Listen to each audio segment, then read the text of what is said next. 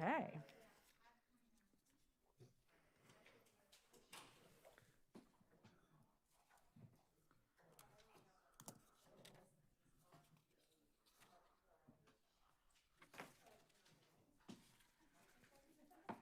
Where are the cards? Okay. Okay, board, we'll go ahead and get started. And I am going to ask if you will give me the privilege of moving citizens' participation up. So we'll do 7.0, and then instead of reports and action items from executive session, we'll move citizens' participation there, and then we'll go back and move 8.0 after that. Do I have a motion to make that move? So moved. Okay, do I have a second? All in favor, please say aye. Aye. Okay, the motion carries. It is unanimous, and we're going to just move the agenda around a little bit. So at this time, board members, you have received the minutes of the August 4th and the August 18th, 2020 board meetings. Other than corrections that have been received and made, are there any other corrections? Okay, hearing none, the minutes will be accepted as presented. We're now going to go to 9.0, and I'm going to read the instructions because there's some instructions, so if y'all will listen. Lexington County School District 1's Board of Trustees solicits the advice and counsel of its citizens. To encourage this participation, the board provides a citizens' participation period during each of its regular monthly board meetings. In order to speak, you must be a student currently attending a Lexington District 1 school, the parent, legal guardian of a student currently attending a Lexington District 1 school, or a taxpayer residing in the Lexington District 1 attendance area. You may comment on agenda items, school operations, policies, programs, and other matters. You may not speak about specific individuals, whether students or staff. And we want to remind you that this meeting is being live streamed. This part I really want y'all to hear. And that the recording of this meeting will be part of the public record in perpetuity. So I just ask, if you are going to talk about your own children, just remember that it's live, it goes on the internet, and it never goes away. So just keep that in mind when you do discuss things going on at your homes. We want to give everyone who came tonight an opportunity to speak, and in order to do that, the board chair will call on each speaker by name and ask you to approach the lectern at the back of the room. The board will not reply to your remarks nor take any action during the board meeting in response to your comments or questions. This is your time to talk to us, so we're going to be listening. You may address the board for up to 3 minutes. You will have 3 minutes. Please do not clap or make any comments, either while an individual speaks or after he or she finishes. As you came in tonight, you received a card to fill out if you indicated you wanted to speak. That card asks for your name, address, and other information. Is there anyone who wants to speak that did not fill out one of these and wants to speak? Okay. However, we will only read out your name and the town you reside in and the schools your children attend when it's your turn to speak. If you did not fill out a card but wish to speak, please hold up your hand and someone will give you a card. We already discussed that.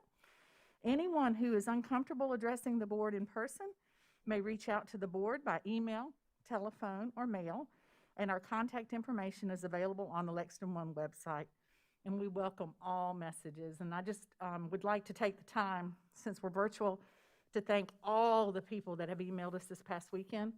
I want to thank all the teachers who used their voice and spoke to us and let us know their true feelings.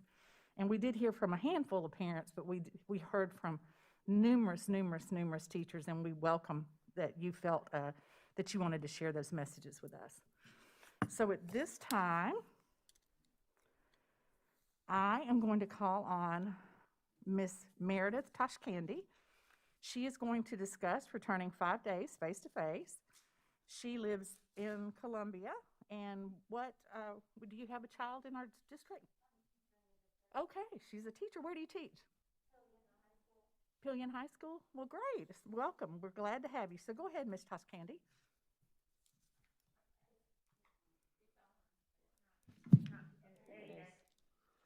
Okay. Thank you, Madam Chair, board members, and Dr. Little for allowing me to speak today. I am a teacher here in Lexington 1, and I am here to advocate for our teachers and staff. I know many parents are encouraging 5-day return face-to-face. I will never criticize a parent for advocating what they believe is best for their child. That is their job as parents. However, my parents can't come here today to advocate for what's best for me.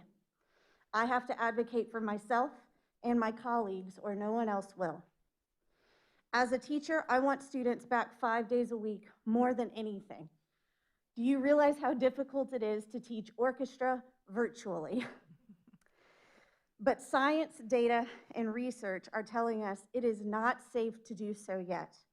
And here are 3 names to prove that point: Ms. Demi Bannister, Coach Charles Peterson, and Mr. Wendell Smith. These are 3 educators in our state, 2 of which are from the Midlands, that have already lost their lives to COVID while serving in their schools. And this is just from the past week alone. None of their districts are back 5 days face-to-face, either hybrid or 100% virtual, and there have still been 3 deaths.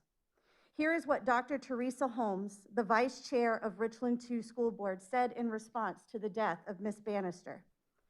How would you like it to be your family member that did not survive? I know people are wanting schools to be open. I know they're saying, oh, it's mostly survivable, but what if it was your loved one or one of your family members or your child? These deaths can be greatly reduced and avoided. Our current hybrid model protects the lives of faculty, staff, students, and families exponentially more than 5 days face-to-face when social distancing will become impossible. Our current hybrid model is working. We aren't seeing a huge spike in cases, and our students are still learning. Many of my students have expressed that they prefer the hybrid model because they are receiving more individualized instruction. This is not a race. My parents used to read Aesop's fables to me, and one in particular comes to mind: the tortoise and the hare. Who won that race? Was it the swift hare or the patient tortoise? Slow and steady is the pace. Slow and steady wins the race. When a member of the Lexington 1 family dies, and I am intentionally saying when and not if, will the race to 5 days face-to-face have been worth it, worth the death of even one person? This is a case of prioritization. Is the greater priority being the hare and racing to face-to-face, or being the tortoise, taking things slow and steady to protect the lives, health, and well-being of our greatest resource, our faculty and staff? I please ask that you consider to retain the hybrid model for the foreseeable future for the safety and well-being of our faculty and staff. Thank you. Thank you, Ms. Tosh Candy. Okay, we are now going to go, let me put my glasses back on. We are now going to go to Ms. Emily Homer Conrad. I'm sorry, I can't read it. Emily Homer Conrad. She lives in what town? Lexington. Okay, she lives in Lexington, sorry. And she has children at Pleasant Hill Middle and Pleasant Hill Elementary, and she is going to be discussing 5-day face-to-face. So, Ms. Homer Conrad, go ahead, please. I first want to say that it's not that I don't believe that the virus is here. It is. I have, like she said, 3 children. I have 1 child in middle school and 2 at the elementary school, a kindergartner and a first grader. This hybrid model has been proven before that it doesn't work, and the online model has been proven before by a 2011 report done by the Center of Research and Educational Outcomes that was done in Pennsylvania charter schools, proved that the children that did online learning were very far behind those that were in person, face-to-face. Now, I understand that there were recently teachers that had passed away, but those teachers were at schools that were online and had not gone face-to-face. I think that this virus is already predominant in our community everywhere. And yes, there are protective measures that we can take by wearing masks and such, and we have taught our children that since March when the pandemic started. But this going hybrid model leaves our children only in school 2 days out of a 5-day week. And some weeks it's only 1 day. So they're not really learning. And it's shown that kindergartners and first graders can't learn by videos sent to them through PowerPoint slides. There's no way. We're going to leave a whole generation of children behind, and that generation of children is going to cause lifelong impact on not only our economy, but also on those of you that may rely on those children to help take care of our citizens. We cannot leave these children behind if we forget them in kindergarten, first grade years, and the elementary age years when it's most important for them to learn the basics of reading and writing and math that they have to learn face to face. And you just forget about them, then we're going to have a huge community at a loss. And not only will that affect our economy, that'll affect the economy of Lexington County, because you're going to lose a lot of citizens if we don't bring it to the students back 5 days face to face. And you're also going to cause, you know, parents, myself, I've lost a job because I have to home teach and also, you know, take care of kids now that I wasn't planning on before. The private schools are packed. We've called, many parents have tried to get our children into private schools because they're offering 5-day face-to-face, but they don't have room now. And so now we're at a loss, and we're having to teach our own children, which we weren't planning on back when all this started last March. So that's one of the things that I wanted to say. Okay. Well, thank you, Ms. Homer Conrad. We appreciate you coming tonight. I'd like to call on Ms. Ashley Lewis. Is Hutton Lane in Lexington? Is Hutton Lane in Lexington? Ms. Lewis, is Hutton Lane in Lexington? It's in Lexington? Okay. She is Ashley Lewis. She is coming to us from Lexington.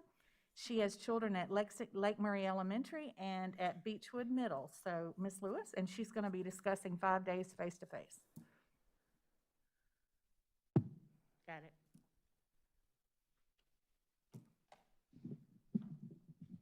Hello. First of all, I'd like to thank you for giving me the opportunity to speak tonight. Again, my name is Ashley Lewis. I have a daughter in elementary school and a daughter in middle school.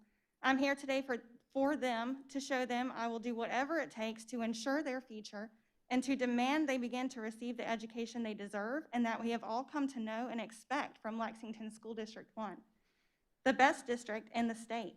We are truly blessed to have such amazing schools and teachers in our community. With that being said, our kids need to get back to school 5 days a week, face-to-face. Lexington 1 administrators have had since March to figure out how to get students safely back in the classroom 5 days a week, just as other districts in our state have done and are doing, and yet here we are. Everyone is back at work. Daycare workers have been working 5 days a week throughout the entire pandemic, along with all essential workers. Parents have had to work 5+ days a week to pay bills and now extra childcare costs. Imagine what life must look like for single parents today. Because every day kids aren't in school, we have to pay someone to keep them. Parents have been paying and watching someone do the job schools are telling us they can't do since March. Meanwhile, our tax dollars are still going to schools, and district employees continue to receive their regular salaries for our children to receive less than half of their education and regular face-to-face instructional time. We know the numbers concerning this virus. We've all heard them. The sacrifices we're making and the repercussions this will have on our children do not reflect the risk. A quick Google search of documented transmission from student to teacher will yield little results. In the entire world, it is difficult to find a single case of this happening anywhere. That is because, and science confirms, that children are far less susceptible to this virus than adults. They are far less likely to contract and therefore far less likely to transmit COVID-19 than any other age demographic. Where is the outbreak at the daycares that have been open this whole time? Schools closed down and kids started going to daycare. As long as teachers and staff follow protocol just as they've been doing and continue wearing their masks, along with every single student in the school, it won't be an issue, just like it hasn't been for our daycares. Lastly, I've witnessed a lot of concern for the vulnerable and at-risk in our society, and I share those concerns with you, which is why I believe that those families with children or relatives in high-risk categories should be given the option to be 100% virtual. Let people decide what is best for their families. It's either 100% face-to-face or 100% virtual, but 1 foot in the door and 1 foot out the door simply isn't working and cannot continue. It is not sustainable, not for the hardworking members of our community and not for our children. It is time Lexington School District 1 recognizes the true victims of this new normal, and they are not the teachers, not the administrators and not the members of this board. They are our children, your students, who you are actively depriving of structure, socialization growth, and a quality education, who miss their friends, who just want to go back to school, who say virtual learning is hard. And we won't stop fighting until they get back because we are their parents and we know what's best for them. We will do whatever it takes to make our voices heard, even with masks on. Thank you. Thank you, Ms. Lewis. Okay. I'm now going to call on Caitlin Barboza. And Caitlin I don't know what city she lives at either. None of you ladies live in a town. Lexington. She lives in Lexington. She has a child at New Providence and one at Lexington Middle School, and she wants to talk about back to school face-to-face. Ms. Barboza? So my name's Caitlin Barboza, and I'm here today to advocate for my family being in favor of 5 days face-to-face. I was told that parents wanting 5 days face-to-face were the minority and that we were just making our voices louder than the majority. I hope that today even my loud voice alone matters. This is just an original post from the politicsofparenting.com, but it sums up better than anything I could have written on my own. I talked to many parents from many different Facebook groups in multiple counties and districts who all feel the same way. Dear school administrators, board members, or decision makers, it has been a couple weeks of this virtual learning, and I'm here to tell you it is not working, and we are not okay. I know you're doing the best you can. Most of us don't feel that you are because we don't feel heard, let alone doing the best that you can. Have you experienced virtual learning, like really sat in a home with families struggling to make this work? Have you witnessed the meltdowns of both students and parents, the fights and frustrations of not understanding the day's agenda or math lessons or technology failures, the onset depression kids are experiencing due to sitting all alone? Have you sat in the home of families of multiple kids only to see every child eat lunch alone, have recess alone, have snack alone? It's absolutely heartbreaking, and I feel held hostage in my own home. I cannot make my kids, who's calling me right now? I cannot make my kids take them on a bike ride or to the park or for recess on a picnic for lunch because every child has a unique schedule. Help me understand why all families are expected to be flexible with virtual learning, yet we cannot have a 1-hour lunch break school-wide. If you have not witnessed this, then I beg you to stop telling us that you understand and start listening. Parents know what is best for our children, and we're going to fight to make things right. Children belong in school together every day.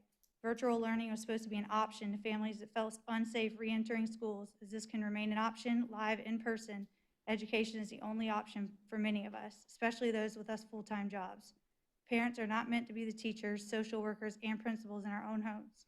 Teachers are not supposed to work twice as hard to make half the difference with the same pay. Let that sink in, because if you truly feel that children are getting the same education virtually as they would in person, you do not deserve a seat on the board and should immediately be banned from working in the school education system. Stores are open, daycares are open, restaurants are open. The fact that schools remain closed is baffling. Are you aware that preschools are open? Little boys and girls who are absolutely adorable with their Paw Patrol masks, but I ask, have you been around many 3 or 4-year-olds lately? Because they're the most disgusting humans out there. Their sleeves are now Kleenexes. They'll pick gum off the bottom of a picnic table and chew it and then share it with a friend.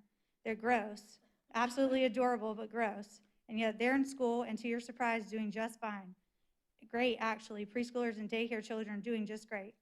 If they can manage, I have faith that you would have confidence in our older children as well. Because regardless of your intentions with virtual learning, it's not working. And again, we are not okay. Families are not okay. We are not okay with watching our children's education regress rather than improve. We are not okay hearing our kids calling themselves stupid when they do not understand something. We are not okay with our children with IEPs and 504 plans like mine who are not receiving their accommodations. We're not okay with our children losing social and emotional health over fear of a virus. Have you ever tried to teach a child how to hold a pencil properly on Zoom? No, it's not working. Do you realize that students have once left school cry each morning, absolutely hating their new normal? Put your political agendas aside. Let our personal physicians decide what is best for our health while you do your job and do what is best for your district. And in those final decisions, if you're on the fence, just remember, we are not okay, teachers are not okay, Lexington District 1 families are not okay. We are stronger together 5 days face-to-face. Thank you, Ms. Barboza. Okay, I'll now call on Brittany Little. And Brittany is a resident of Lexington, and she has a child at the Pleasant Hill Schools, Pleasant Hill Elementary, I think. So, Brittany?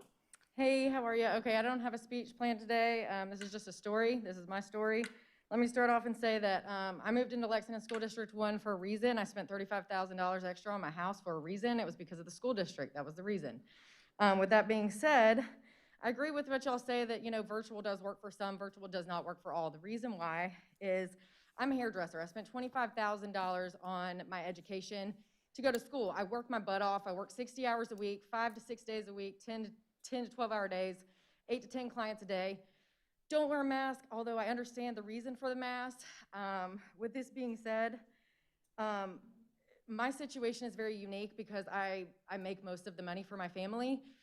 With this situation happening, I have a 4th grader, a kindergartner, and a 1-year-old. I planned my kids out on purpose so that I would not have to pay for 2 kids in childcare. This is the reason why I did this. With this situation, it is forcing me to have to pay an extra $750 a month to pay for this extra child in childcare, which I am putting them through daycare because it will not work for me. If the situation, thank God, my daycare does a 5K program, because if not, I would be completely, there's no way I could do it. Because with me not working those 3 extra days during the week, there's no way I could afford my car payment or my house payment or food to put on my table or anything else. So I am working the full 5 days.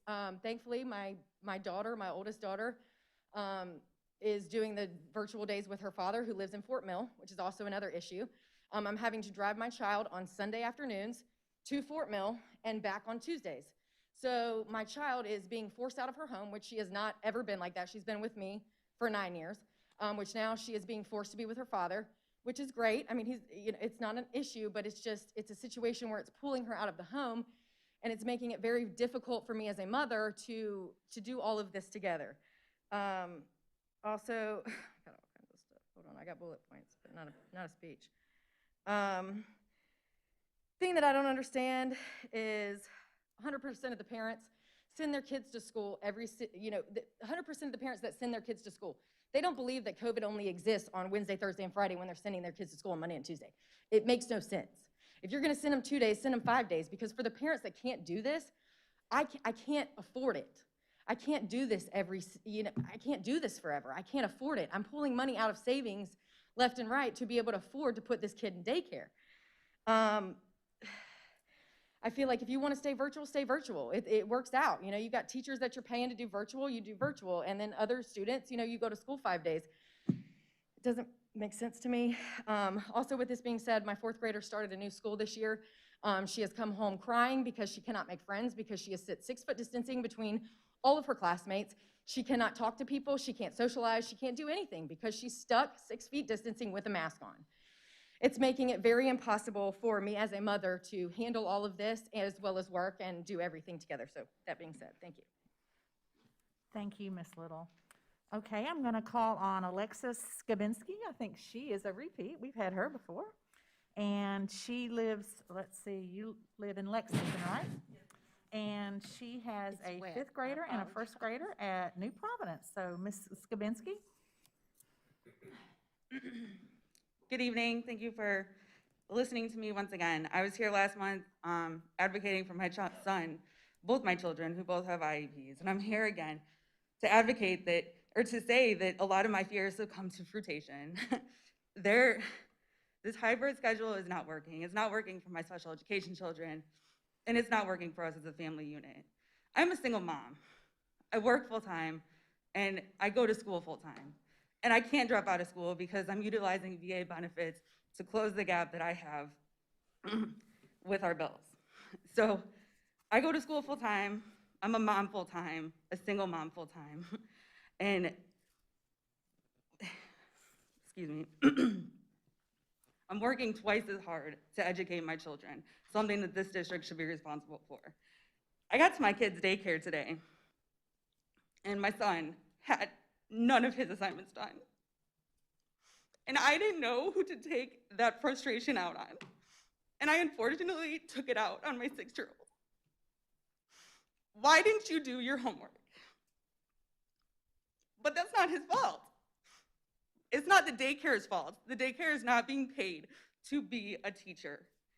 They're, for the most part, high school seniors or college students. They're not teachers, but we're expecting them to do the job of a teacher without the pay.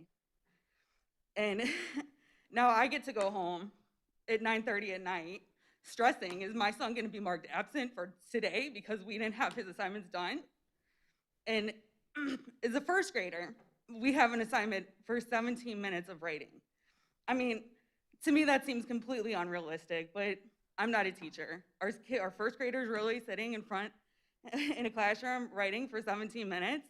My son can't even read a book. That's what his IEP is for. It's for reading intervention. So I'm at a loss as to what to do, and I'm really frustrated. My children need to be back in school a full 5 days, period.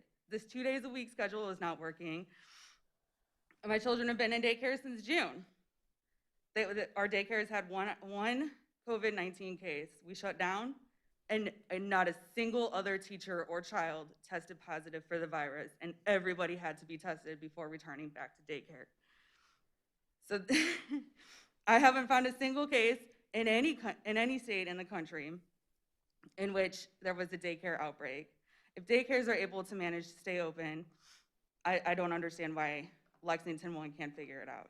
I understand the complications with a middle and a high school, but an elementary school with 20 kids in a classroom, when their daycare has 40, there's no reason it shouldn't work out.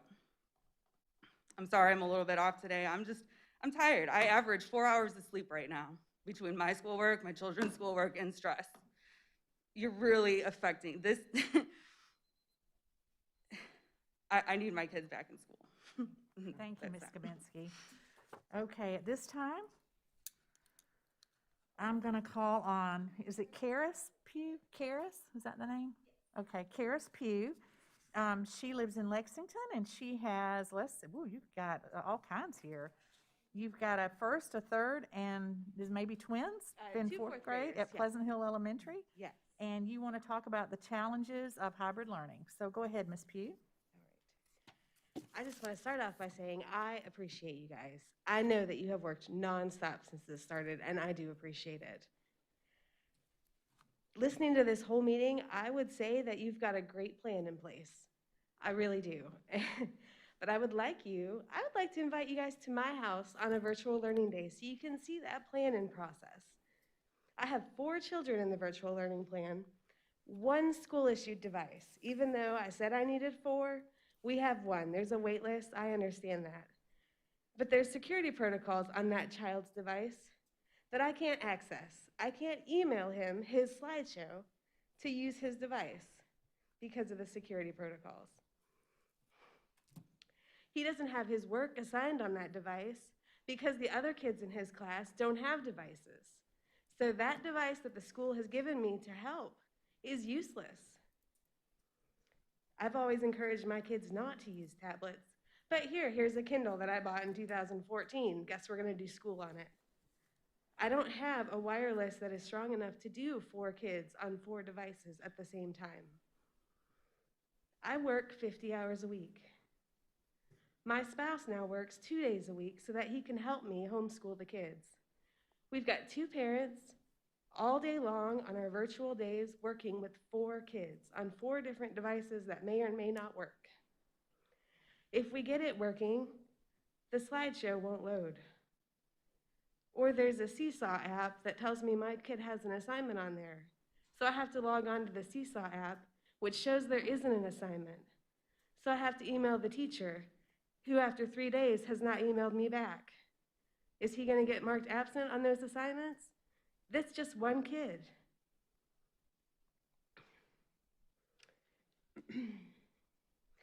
The videos won't load sometimes. Sometimes they'll send us to a password-protected site without the password.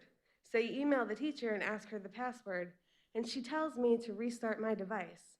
How does that help with a password-protected device? I'm a nurse. I've been working with COVID since day 1 in the ICU. I was scared. I get it. I know you guys are scared too, but we have got to go back. You guys are essential, more so than I am, in education. That's all. Okay, thank you, Ms. Pugh. Okay, at this time, I'm going to call on Robert Christopher Rice. He wants to talk about reentry, and he lives in Lexington, and he is a child at Gilbert High School. Mr. Rice? All right, thank you, Madam Chair, Board, and district staff for just giving me the opportunity to speak before you. We're all in unprecedented times, and I think we've heard from tonight that we're all suffering. Everybody is suffering in some type of way. And so I want to be one of the first people to just thank everybody who's been involved with this effort ever since March, whether it's the board, the district staff, the school staff, the teachers, for your hard work and your time and your effort that you put in. I don't think that should be taken lightly, because even though you've put in all that hard work, you're suffering also, but you're still putting in that hard work. But what I do want to do is I want to urge the board and also the district to continue to consider the feedback that you're getting, like you're hearing tonight, like you're getting from emails. Consider the feedback from the parents, the teachers, and the community leaders, whether it's face-to-face or whether it's hybrid, and do your best to be objective and not just decide based on how you feel is one way or the other. There are always two sides to a coin. And I think we have to make sure we're looking at both sides and trying to make the best objective decision that we can. Also, I would recommend that we take advantage of the learnings that maybe some of the other school districts that started face-to-face. I mean, I know like Batesburg-Leesville has K-5 going face-to-face now. So maybe we can glean some information from them in terms of how's that working for them. I guess of all things that I would say, I want to encourage the district not to make decisions in a vacuum. One of the worst things we can do right now is make a decision in a vacuum without the input and without the feedback. So I know it's a tough decision. I know y'all have tough decisions. It's what I call a third, a third, a third. No matter what decision you make, a third will be in favor, a third will be against it, and a third will be somewhere in the middle. And they may sway from one side to the other. But I think we just need to have grace towards each other. We need to communicate with each other and not make those decisions in a vacuum. I advise the district, I know this is kind of more of a district decision, but district, please listen to your board members. Your board members are being bombarded with emails and phone calls and Facebook messages and everything. So they're basically getting grassroots information from the field. So board members, please speak up and tell the district what you're hearing. And I think what we've got to do is have the board and the district partner together and make the best decision. And my last and final point is, whatever we're deciding, whatever we're discussing, the data we're looking at, everything we're talking about as a district, as a board, communicate, communicate, communicate. If there's one thing you can do during these uncertain times where everybody is suffering, the best thing you can do is over-communicate. Communicate so people know what's going on, what's being considered, and what are the thoughts that are going into the decisions before the decisions are made. So communicate, communicate, communicate. Thank you. Thank you, Mr. Rice. Is there anyone else who would like to address the board?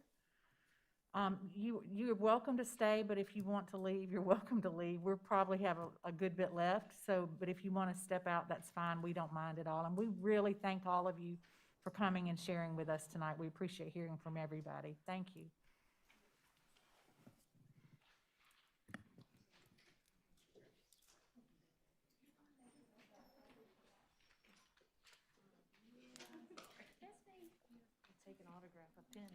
Okay. At this time, we're going to go back to 8.0, which is reports and action items from executive session. Do I hear a motion to approve 6 certified recommendations for the 2020-2021 school year?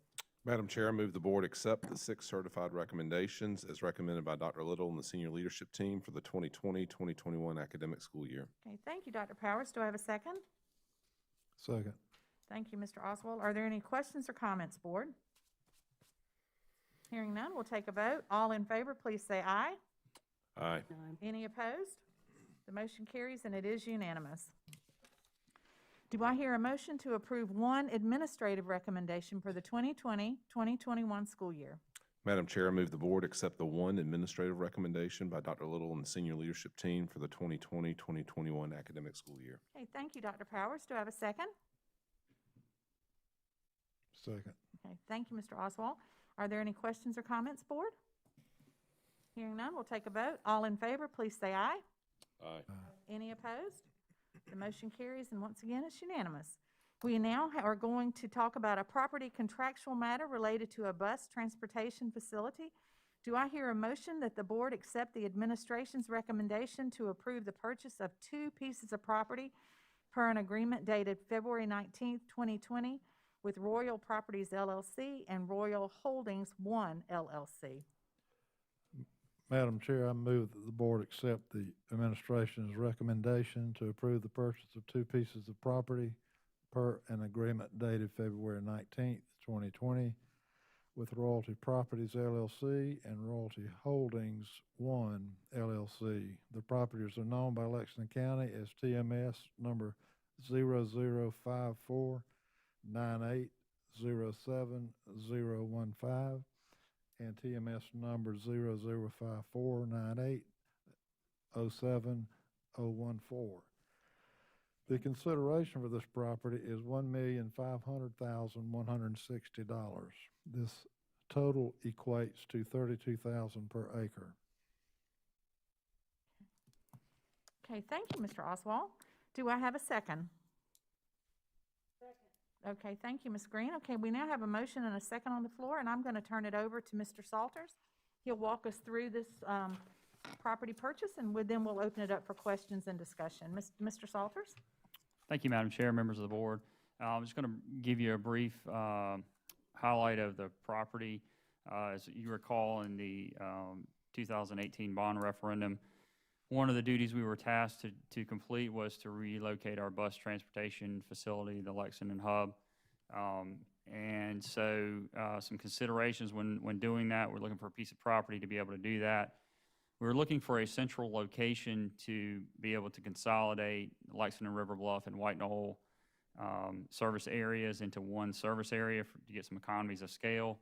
Currently, the White Knoll buses run off of the White Knoll High School property, which is obviously very busy, and we certainly can use the space at White Knoll High School as we continue to expand that facility with a 32 classroom addition and a performing arts center as well. The property consideration with this particular piece of land, it's roughly 4.1 miles from White Knoll High School, 6.9 from Lexington, and 8.7 from River Bluff. Ideally, we would look for an industrial area, which this property is located in. It's primarily because of our buses and the disturbance that they potentially cause early in the mornings with startup, sometimes as early as 4:30, 5 o'clock in the morning. And obviously, we want good sight distances for our employees and buses to have safe access to our facility. And just a quick rundown, we have 190 state buses currently in the district.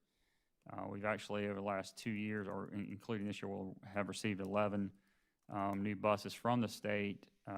10 of those buses will be located or operate out of this proposed lot. So that's 152 buses. And then we have 21, if you go back to 2016, we had 21 district-owned buses, activity buses we use for field trips, ball games, that kind of thing. And we have increased that number to 49. That number had been 21 for a number of years. And as our schools grew, even when we opened River Bluff High School and kept bringing on middle schools, we didn't keep up with the number of field trips and sports activities that were going on. So we focused on that over the last few years. That number's at 49. So we anticipate a total of approximately 196 buses will operate out of this lot. And of course, the associated employees will park at this lot as well. So it's close to 400 vehicles on this lot at one time. This is our current facility. You've got Highway 1 up here, and Bar Road runs this way, and we are co-located with the Lexington area bus maintenance facility, and this is a zoomed-in view of that facility. This is the Lexington-only buses, so the White Knoll buses are a similar size and group. And so this area down at the bottom here is the Lexington group, and then this is the state maintenance operation.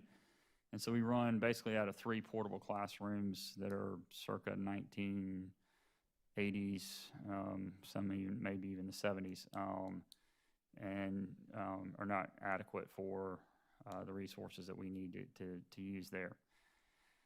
Looking at the piece of property that we're proposing, this is obviously I-20 you can see here. So this is, South Lake Drive. We've got Two Notch Road that runs here. Michelin would be back in this area back here. And so we have access, across Two Notch back over to the Lexington attendance area. We've got access over to the River Bluff attendance area, either via the interstate or several of these back road connectors here. And obviously the White Knoll community right here on South Lake. And the properties adjacent to this is the Bentley Pontoons. There's a large joint municipal water tower that's actually right underneath that arrow. Here's a zoomed in view of that property.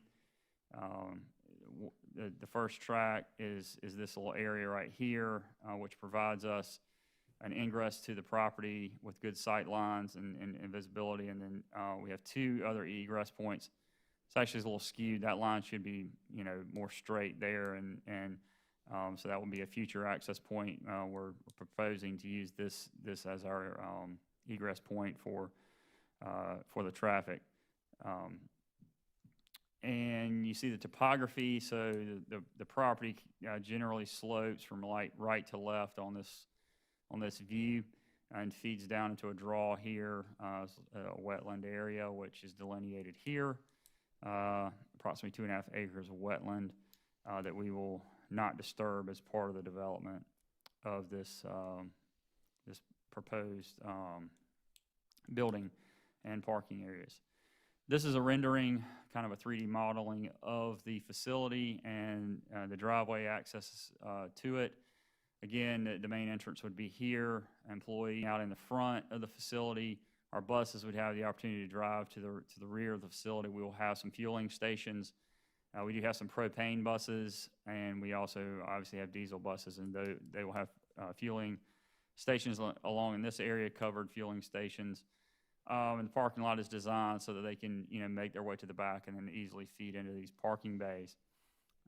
And then an exit bay here. All of this asphalt will be heavy-duty asphalt, which is required for our buses to maintain integrity of that surface with the frequent driving and turning that will occur.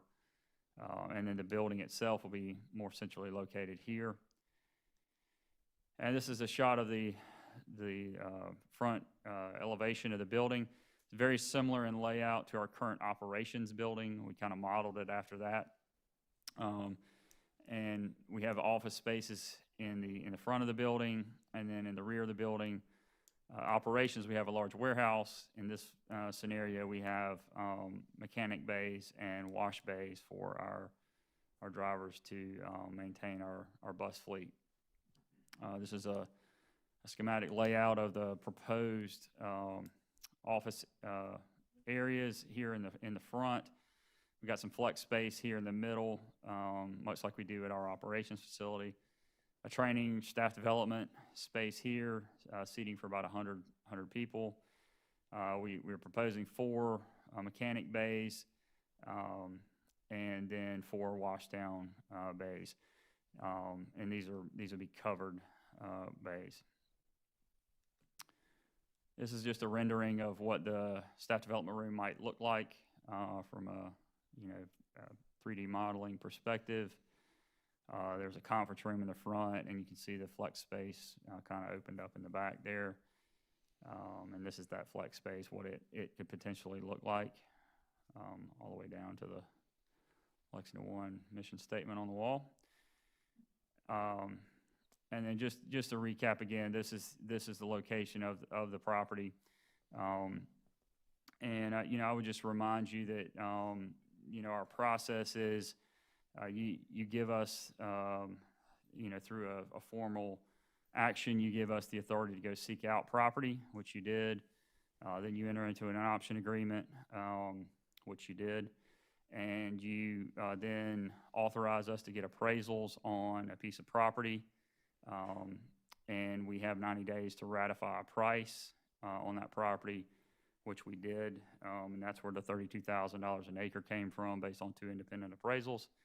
And this would be the final vote that you would take to move to close the property, and we'd actually move about purchasing it. And should you take that vote this evening, we will close the property as quickly as possible and start the process of permitting with the county and get a land disturbance permit as quickly as we can and go ahead and get construction underway with the goal of being open for next school year operating off of this facility. Happy to answer any questions that you may have related to Board, it. do we have any questions for Mr. Salters? I have some discussion. First off, thank you all for getting us the due diligence on Friday. I appreciate not getting that the night of the meeting. With that being said, I have read every single page inside of this binder. There are a couple of items I'd like to point out to the board. Originally, we were told we needed between 15 and 20 acres. The district brought us one parcel of land for 44 acres and an additional parcel for 2.61 acres. Nothing has changed. We still only need between 15 and 20 acres. As a matter of fact, the site layout shows us that less than half of this land will be used. The property listing says it can be subdivided, but yet we aren't. As for the 2.61 acres, page after page in this binder talks about recognized environmental conditions. So much potential contamination existed that additional assessment of the site was warranted. There's documented contamination on adjoining property, and the surrounding property has land use restrictions consisting of no residential use, no groundwater use, no agricultural use, no child care or elderly care facilities, and no school use. All of that information was in a report dated July the 8th.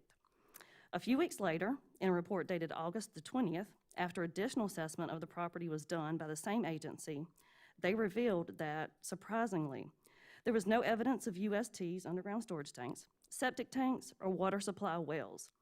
But a few weeks earlier, they, and I'm quoting here, we observed multiple water supply wells on the subject property. We observed 2 vent pipes, likely associated with former underground storage tanks that were utilized at the Kaiser grocery business. And according to the property owner, a septic system is present on the subject site, although they could not locate the septic system. The original report also included pictures of the vent pipes, 1 water supply well, and a view of the septic connection. Why are we, as a board, spending all of this money on a site that only serves as a driveway? I know we were told DOT said we needed it, but DOT also said that we had to have 2 entrances for the land on Old Cherokee for Lexington Middle School. But when that wasn't possible because 1 parcel of land fell through, we made it work with 1 entrance. Even so, when a price couldn't be negotiated, the district went back and asked the landowner to purchase just enough land for a driveway. There's no reason why that can't be done here as well. But if y'all are just insistent on buying additional land for a driveway, there's a lot for sale right next to the driveway in the layout. And that landowner, from what we discussed earlier, has not been contacted, and that land has not been discussed. So if that isn't enough to convince you that we don't need the additional 2.61 acres, in addition to documented environmental hazards, we can add demolition and cleanup fees because there are abandoned homes and hazardous substances on site. And oh, let's not forget, a business and a home. We would be bulldozing someone's livelihood and someone else's home. I just want to say this land is not included in bond referendum money. Every yes vote on this board tonight is taking something away from someone. I do not understand why we keep buying land that we do not need and overpaying for land. So with that being said, I'm going to make a motion to divide the question and vote on each piece of property separately. Okay, we have a motion from Ms. Garris to divide the 2 pieces of property into 2 votes. Does Ms. Garris have a second? Okay, the motion fails. Are there any other questions or comments, board? I have a couple of questions. Mr. Salters, tell us, how did you find this land? Because I don't remember. Madam Chair, we did an extensive search of the area in which we reviewed multiple tracts of land with the board. And I'm not going to identify them right now, but we reviewed tracts of land across I-20, closer to the Lexington area. We reviewed tracts of land down South Lake Drive, and we reviewed this tract of land and other tracts of land on Two Knots Road. This tract of land actually had a for sale sign on it, and that's how it came to my attention. After, I study the Lexington County GIS, and identify potential properties. Then we go out and ride and look at the properties, and as I rode by this site, there was a for sale sign on the property. Okay, thank you. And since Ms. Garris did bring up the question about the DOT requirements for 2 driveways, can you walk us through that?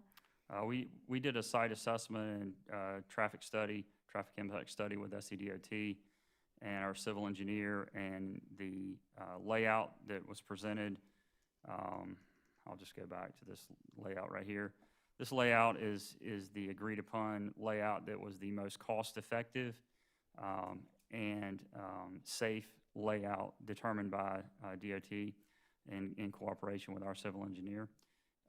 And I did want to make one point of clarification. The Lexington Middle School site actually does have 2 entrances to that site. Ms. Garris said there was 1 entrance. We were actually trying to get a 3rd entrance to that campus, just as a point of clarification. Okay. Any other questions, board? Yes, so thank you. So we were told that we had to buy the second piece of property for LMS for an additional entrance, I guess I should say. But come to find out, they were saying we needed one on a back road, Cherokee Trail, that they couldn't all be on Old Cherokee, but we found out that wasn't true. So I'm just not buying it, that we need this additional property here. And when he mentioned the most cost effective, well, here's what the board needs. The board needs all of these options in front of us. Then we decide what's cost effective and what works, and we have figures in front of us. Instead of, here's our one option, here's what's gonna work. We were presented with 1 piece of land, and there were others discussed, but when we came back months ago, and I even took notes back then, one hadn't came up for sale. There was never contact made with the landowner. We didn't get anywhere with negotiations. So at the end of the day, we had 1 piece of property brought to us. We have 1 site design, and we're being told that DOT says this is all that can work. And like I said, I'm just not buying it. Okay, thank you, Ms. Garris. Is there anything else, board? I also want to say this summer I had the opportunity to ride the buses and deliver food, and every bus driver that I rode with is so excited about this. This is such a feather in their cap, because where they are now, we have that huge drainage issue. I think they have to walk through so much water, and I think they even have to reposition the buses, you said, when we're having a big rainstorm, because the drainage is so poor on that land. And they were all very excited about this. Ms. Green? When I can just kind of emphasize what Mr. Salter said about the property on Bar Road and those portables that they've been using as offices. I mean, I was a student at Lexington High School in the mid-'80s, and those, I mean, that's like a landmark out there that, and they've not moved or changed or improved in appearance in 35 years. And so I think that an updated, adequate transportation facility is long overdue for what has tripled in attendance size. And so I appreciate the efforts that you've gone to find. I was out at this property on Friday, and I think it's supremely suitable for what we were looking for. So thank you. And the other thing is, how long do you perceive, or what do you think, how long will we use this site? Because based on Pillion, former high school, now Pillion Middle, Gilbert High School, which now was Gilbert Elementary, how long have we used those pieces of property? And I'll be honest, I foresee this one being exactly just like that. So a site like this, it will position this district for 50-plus years, because there is growth potential on this site. So when we add another 20 buses to this campus, we're not pigeonholed because we don't have enough land to add more parking for the buses or more parking for the employees. And that's the intent of being able to grow the campus as it stands. So this really will position us for, the district for 50 years. I mean, and You know, we can expand the building, we can add more parking, more wash bays, more mechanic bays off the back of the building. So there's a lot of flexibility we have on this campus. Additionally, you know, much like we did with the New Providence land, where the district bought a parcel of land, and then at some point recognized that they were not going to use that land, they carved it off and sold the land. If at some point down the road the district decides, you know what, we're never going to grow any bigger, or we don't need this to relocate a maintenance facility or some other facility, it can be subdivided and used for another purpose and sold. I did want to point out that in the due diligence process, we do a phase 1 environmental study, and if there's nothing in the area identified, you don't move to phase 2. In this case, there were several suspect items. Vent pipes are a typical trigger that shows that you might have an underground storage tank. And so we move to a phase 2 environmental study to do due diligence to make sure that hazards that were affecting this development would not impact us. And we got a clear letter from our environmental consultant stating that this facility and this site is safe to develop on and is not going to be a problem. And so that's that process and how that works. Thank you. Ms. Green? And I just, Mr. Salters, you said something when you were talking about the longevity of this piece that I had not really even thought about. But, you know, 5 years ago, we didn't know that we were going to need a propane filling station at our bus facility. Correct. And we don't know if 5, 10, 20 years from now, what sort of fuel sources our buses are going to be using. And I think having some flexibility and some space to grow and adapt that property is not a bad thing, because I felt, you know, it just seems like new technology is, you know, growing exponentially. And I think that includes, I mean, diesel's been around a long time. And so I just think that there's some potential for some big changes in how our buses are fueled. And so I think that this is not a bad thing to have some extra space. Well, and I've been on employee relation kicks tonight, whether it's Ms. Gaskins or Mr. Robertson, but I do think when you build a facility that demonstrates respect for that profession, and I think just 2 years ago, we were in this room talking about where we're going to find bus drivers, and we had to start a school year without, quite frankly, enough bus drivers. But y'all did a great job and did the work to hire them. So I do think from an employee retention as well as professional development, this demonstrates our commitment to our bus drivers. So thank you. Any other questions or Yeah, a comments, couple of board? things I'd like to respond to that. Mr. Salters mentioned that we bought more land than needed at New Providence, and then we sold it. If I recall, we paid over $50,000 an acre for that land, and we sold it to Mungo for $30-something thousand an acre. And in phase 2, he said we got site clearance. Well, like I mentioned, I mean, they gave us so much site clearance from phase 1 to phase 2 that the pictures they had of septic tanks, water supply wells in phase 2, they said that they couldn't find any of that. So how do things just disappear? I mean, there's no evidence of them, but yet there were pictures there in phase 1. And y'all say this is going to last 50-plus years and you can add on to it. Well, if our buildings are maintained, this might just last us 50 years. But as we've seen, we're tearing down, you know, parts of Gilbert Elementary School now, parts of Pillion Middle School.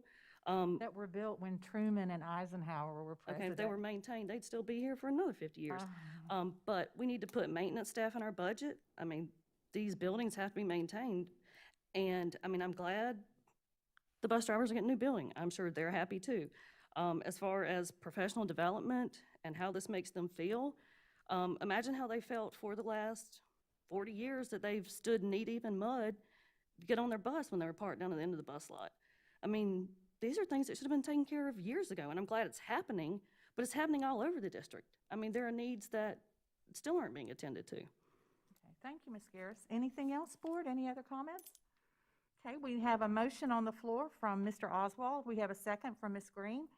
All in favor of the property contractual matter related to the bus transportation facility, purchasing 2 parcels of land from Royal Properties LLC and Royal Holdings 1 LLC, please say aye. Aye. Okay, any opposed? Opposed? Okay, so we have 4 in favor and 2 opposed, and the motion carries. And start building, Mr. Salters. Thank you. Okay, we're now going to go to 10.0, which are action items. We are now going to 10.1, which is second reading from Title IX policy.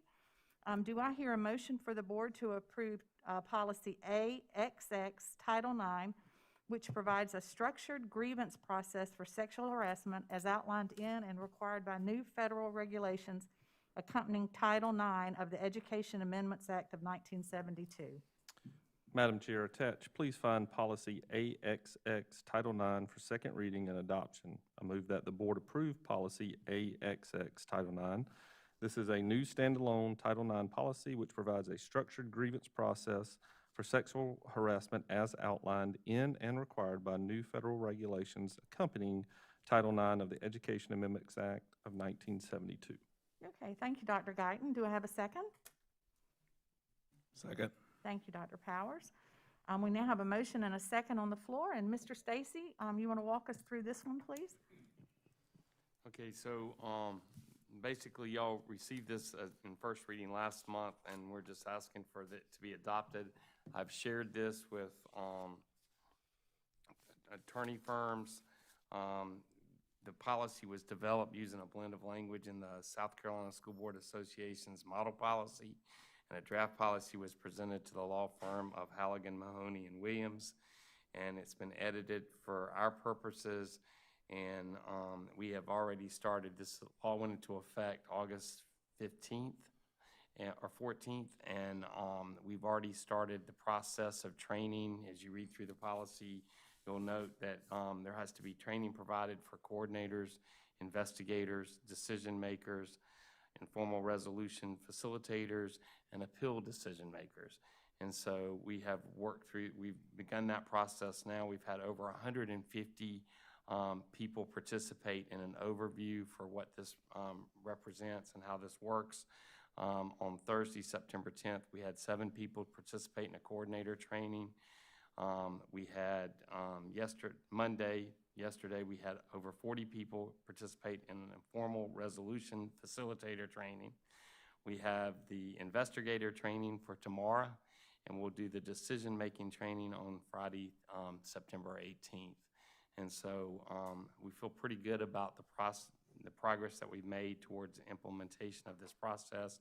And if it's adopted tonight, then we will move forward with getting the information on our website, which is a part of the law, and identify the coordinators and have that information available to the public. Okay, thank you, Mr. Stacy. Do we have any questions or comments for Mr. Stacy? Just one question. How much does our proposed policy differ from the model policy after it went through the attorneys? I mean, was there anything of huge substance, or was it more nuanced? It was pretty much what we did with Meredith, and Meredith can answer this probably better than I can, but she took the policy that the School Boards Association presented. She took the policy, Halligan and Mahoney and Williams had presented a policy for the districts that they serve. She put those two together. She had already started working on writing a policy, and literally, and I will say that when she shared it with Alan Smith, our attorney, he goes, "Man, this is really good. I'll probably take some of this." So I feel like it really does reflect what we want to do. And does that answer the question? Yeah, so I take it it's a blend of the two things. I mean, it wasn't changing a hereto and a therefore and all those things. There was actually some substance in there. The school board's model policy is not a standalone. Speak in the microphone. The school board's policy. The school board's model policy is not a standalone policy that addresses just Title IX.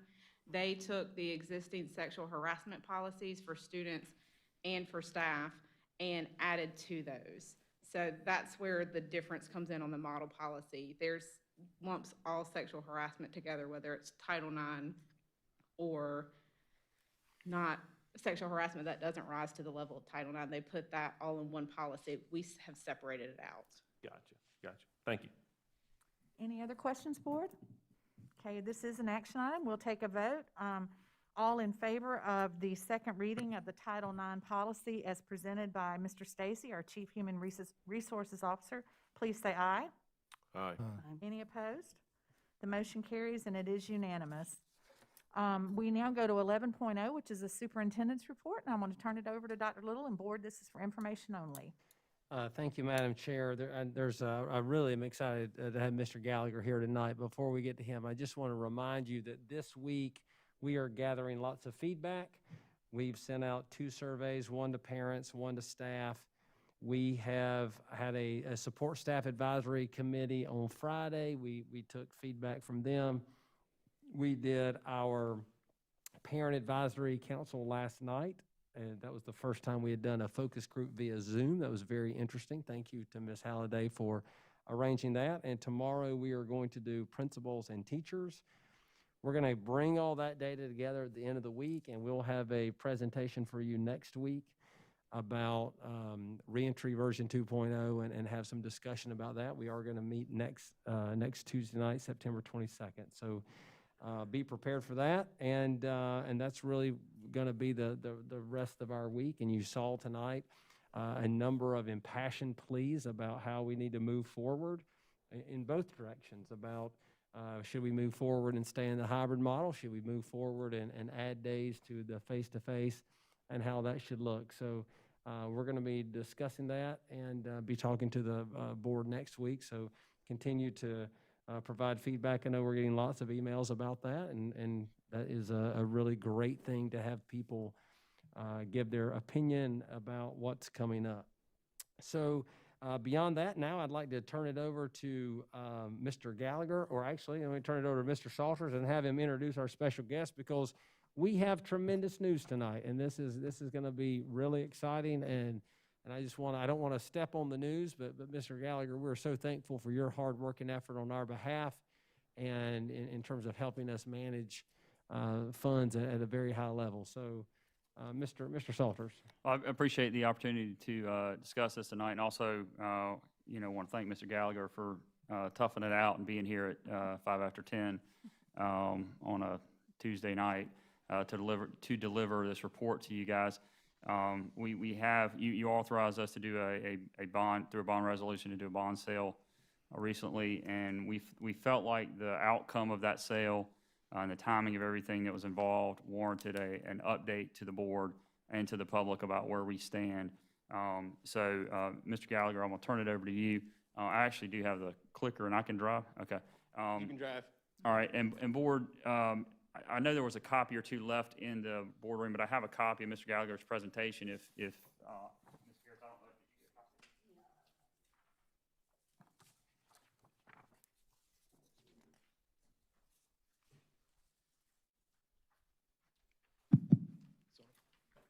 Okay. Madam Chair, ladies and gentlemen of the board, Dr. Little, it's a pleasure to be here with you. I was here with you about a year ago, and we went over the results from your first sale of your referendum program from 2018. If we look at the page 2 of the handout, we received 5 bids when we sold these bonds 2 weeks ago. Citigroup Capital Markets came in with the lowest rate of a 1.933. 1.933 to borrow money for 25 years. That is amazingly cheap. Some key points there. We closed on the issue this morning, so the money's in the bank over at the county treasurer's office for you. It was 25 years. One of the things is the net reoffering premium yielded an additional just under $6.5 million.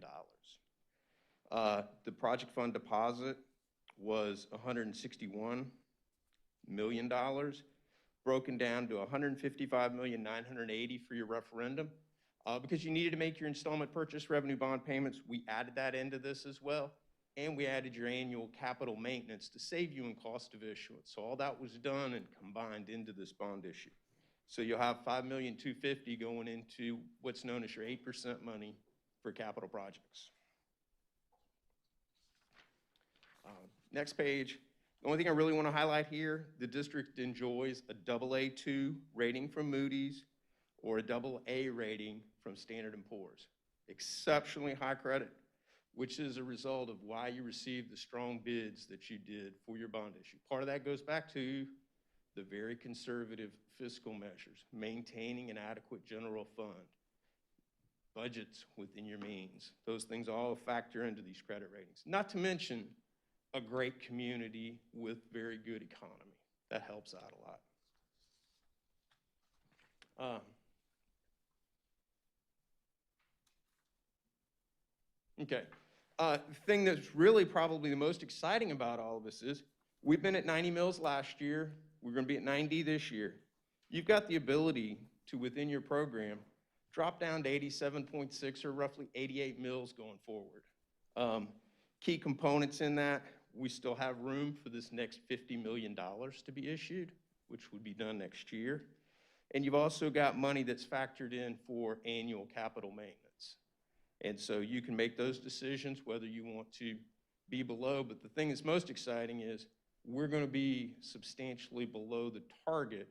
And that original target, when you went out and had your referendum, that number was 99 mills. Y'all were going to go up about 15 mills. So it's pretty exciting to see that we were able to do that.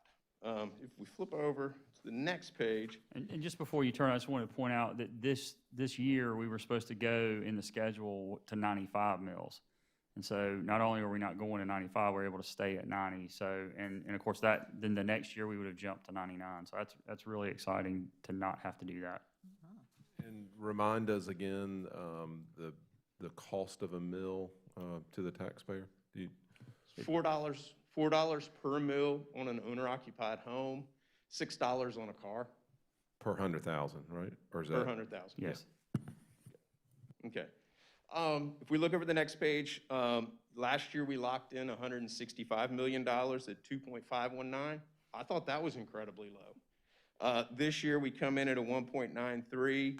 You know, a couple things that factored into how this whole program is being able to be brought in at 10 mills below. You authorized a couple of refundings. Each of those refundings shaved a mill off each. So we did a refunding in 19 and a refunding in 20. And one of the other factors that's come in is the assessment growth. We were very, very conservative in our model. We didn't want to get out there and worry about if the growth doesn't materialize, then we got to raise mills above that. So we were very, very conservative. Assessment numbers that came in this year came in very, very strong. We still left a little bit of what we call a COVID buffer this year. That way, if collections do not materialize like we think, like they are supposed to later this year, we've got a little bit of room that we're able to not have an issue next year. The remaining piece of the referendum, like I said, we've got $50 million left, and that would be anticipated to be issued next year about this time. Can you remind me of the relationship between interest rate and bond? I mean, typically the rule of thumb is when interest rate in a rising interest rate environment, bonds are good. In a stable interest rate or falling, the bond rate goes down, which is of course in our favor, you know, that the bond rate goes down. Does that typically hold true for this? I mean, everything's out the window right now. Gotcha. Everything's out the window as far as that's concerned. So there is no correlation that we can tell? Usually bad news means yields on bonds drop is to your benefit, but right now, rates are so low and so compressed because of everything that has happened this past year. Sure. Thank you. Okay. Looking at your debt structure, wanted to highlight one thing. If you look in column K, annual maintenance bonds, we do have $5,250,000 budgeted each year for annual maintenance. That way you can plan your projects if there are other things that you want and things that you need that are outside of your referendum program. You do have a recurring source of funds for those. Also can fund technology purchases and things of those sorts. And that's backed into the slide 2 before, this graph for Yes, the projected. sir. That is already included, or if you want to say baked in there, the yellow at the top. And that keeps it below the 8%, right? Because we've got to keep those. That's annual. well within your 8% debt limit. Right, okay. And as you recall, some of you who've been on the board a while may recall that we've never really had that, and that's Yes. why we've had to go referendum to referendum. And so one of the goals in the 18 program was to establish that funding stream so that we can do the annual maintenance like Ms. Garris referred to earlier on buildings and not have to wait for a large referendum to make things like that happen. So that's the goal of that funding stream. And of course, the initial usage of some of that funding is to maintain our technology infrastructure, and also the original $393 million program. We backed out a number of HVAC projects and things like that to get down to 365, and we kind of rolled those into this funding stream to be able to accomplish those things outside of a referendum. So it gives you the ability to do those things along and along. Well, and to maintain our technology platform. And to maintain the that has to technology come- platform. So, I mean. Well, you can see how important that is now. Yeah, and I so- remember, it was probably Dr. Woodward's evaluation, that was some of the feedback we gave her, is that we need a sustainable capital funding model for the technology platform that we'd rolled out. Right. I mean, And- this is good. And you're going to have other questions, but one thing that I want Mike just to say one more time is, Mike, can you address the bond premium that we've achieved over these two sales? That number was some $22 million, I think we talked about between the two. Yeah, we got about 6.5 million from this issue, and I think we were around 17 million on the last issue. And So that is additional monies that went into your project fund. And I had to ask Theo, because I had to sign all this, about 2 weeks ago. And again, that's the premium that the issuer provided us when the bonds were issued, because they in turn sell them to other investors, right? Or how would you explain that in layman's terms? In simple terms, it's this. It's the difference between the coupon and the yield. The purchasers of the bonds want a set interest rate, and it may be 5% typically out to the call date. And then from the call date on, it was like 2s and 3s. The fact of the matter is the yield in the first year was probably about 17 basis points. So they're willing to give you prepaid interest. I'm going to pay you money today, so you will pay me 5% down the road. So is it an arbitrage, basically? No. It's not an arbitrage? No, sir. Okay. It's prepaid interest. Okay. All right. And so it's additional funds available to the program. And I'm not business-minded. I've never taken a business course in my whole life, other than one economics class in college. But I'm going to try to connect the dots. I'm going to make this very simple. So because our district has sound fiscal management, and we maintain a fund balance that not only is healthy and appropriate, but it's stable. We don't take in and out of it. We maintain the fund balance. That, in turn, gives us a very solid credit rating, so that when we go to market, our money makes us money, basically. It saves you money. It saves us money. Okay, thank you. And we go through a ratings process with these rating agencies and do interviews, and they evaluate our financials and our fiscal practices, and I mean, that happens every time. And when we sit on these ratings calls, and the most recent ones have all been around our response to COVID and how we've handled COVID and what the impact of COVID has been to our district. That's been their most important discussion point. And again, each time we've had these calls, they've been, well, obviously the ratings show it, they've been very pleased with our financial strategies and practices to make it through this stuff. But you have to, I mean, when you have something fantastic like what Mike is telling us about, you have to go back 4 or 5 steps in our financial management process to yield that benefit, because it really, I mean, we have conversations all the time about our fund balance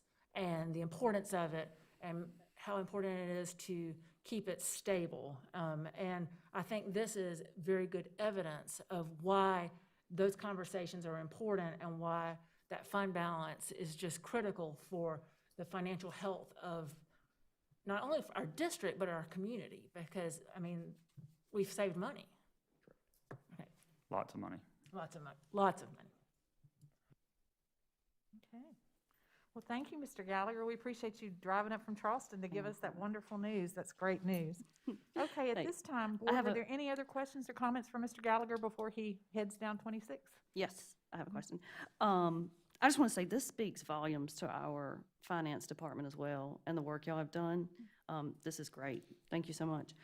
Mr. Gallagher, I may have addressed this even further down, but since you're here, and Mr. Salters just mentioned technology infrastructure.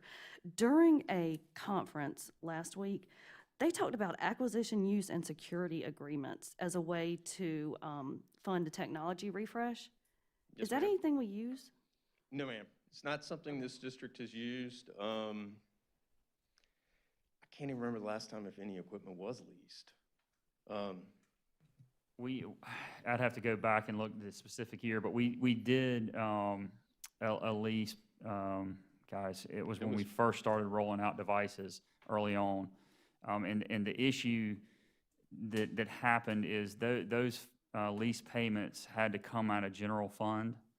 And the pressure on the general fund to use other operating expenses like teacher salaries squeezed that payment stream, the priority for that out, and pushed it over to the capital side. But it's been a number of years ago since we've done something like that. Okay. Is that something worth looking into for the future? I think, can I say something, because it's Yeah, kind sure. of my history? When we first started buying devices, they were so expensive, and they have come down so dramatically. A Chromebook, I mean, it just doesn't compare to what we initially purchased when we first started doing all that. So Right. I'm not sure you want to lease something that, Well, that is true. I mean, some of the devices that we're buying now, the residual value of them is not what they used to be. I mean, we were paying, $1,000, $1,200 for a device, 15 years ago, and now we're paying $300 for a Chromebook. So that is a valid point. It is still a way to, to stretch your dollars, but you have to be, as I said, careful about how you make those payments, because it does impact your general fund, which typically is more stressed, I guess. Well, and the other issue is who's the tax basis. So again, the general That's right. fund operation it's either the legislature or businesses, and we raise millage on businesses. For capital, that's owner-occupied houses where most, obviously, our kids are coming from generally in their property. So And business. yeah, and businesses, but we pull the houses into it. So Yes. again, to me, a device is supposed to be used more than a year, so by default, it's capital, and the very tax base that benefits from it is paying for it. So to me, it makes sense to come out of capital.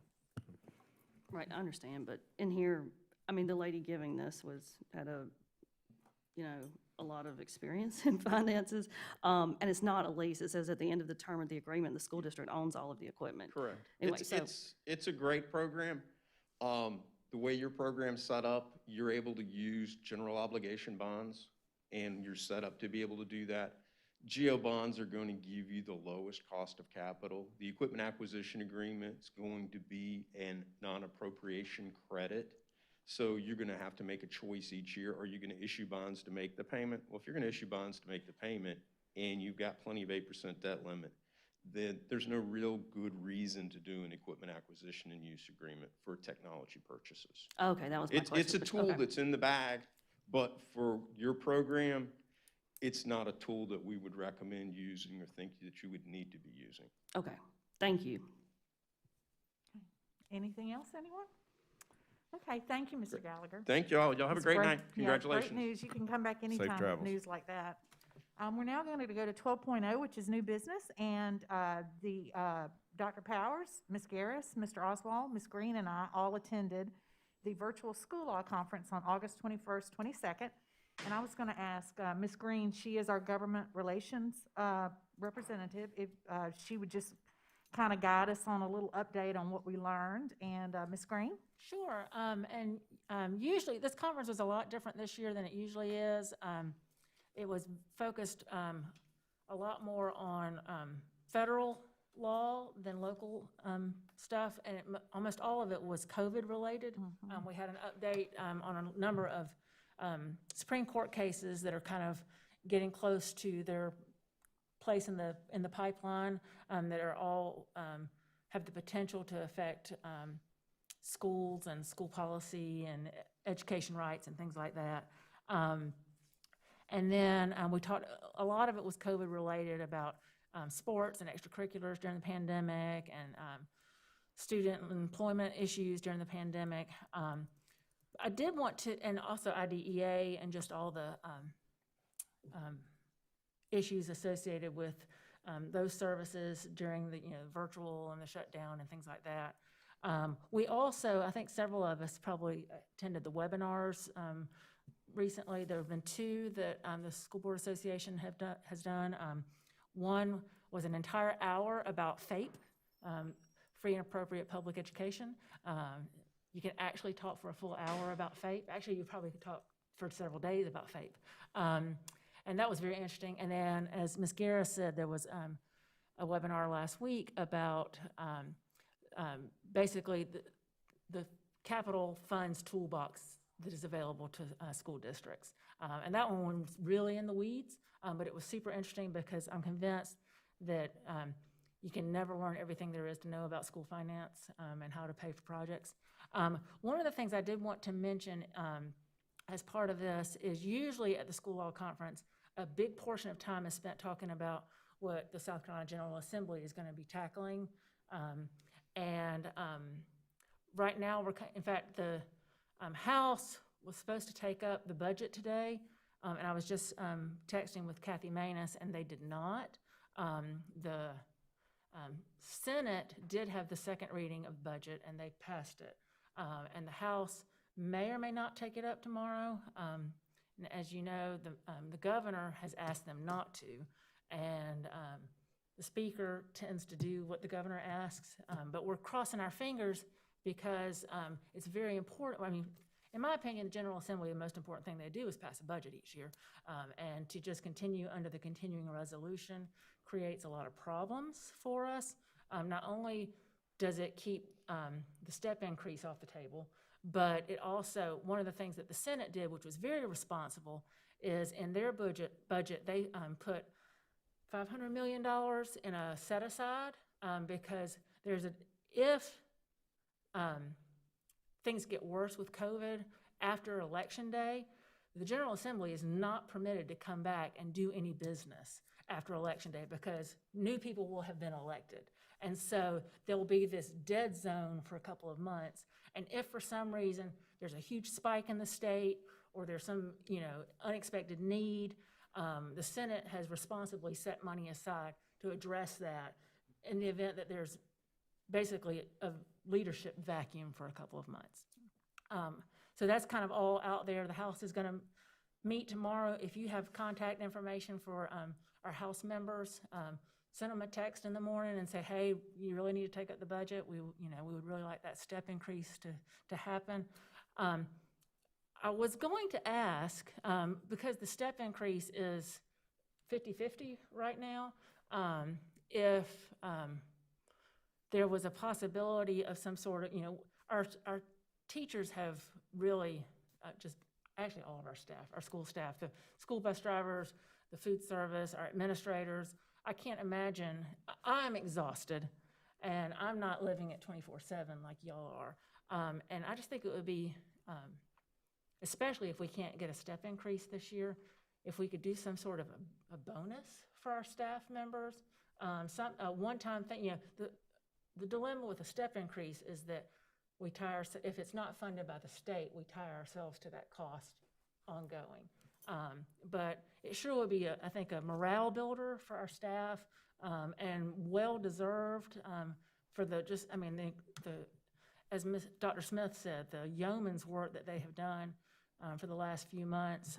So I don't know, Mr. Salters, I'm punting this big idea to you, but I think, especially with a step increase being anything but certain at this point in time, if we could get some information about possibly doing something to, kind of thank our staff and, be there for them, at least a little bit financially.